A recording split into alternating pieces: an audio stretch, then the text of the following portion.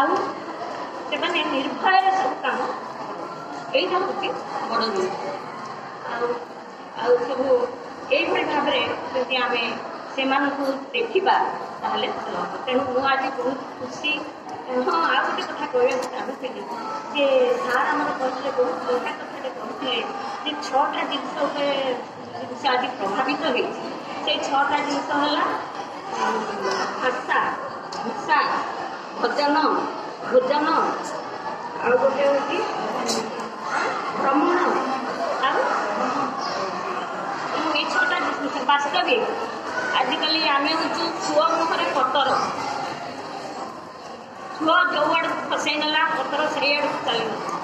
ତେଣୁ ଆମେ କିଛି କଣ୍ଟ୍ରୋଲ କରିପାରିବାନି।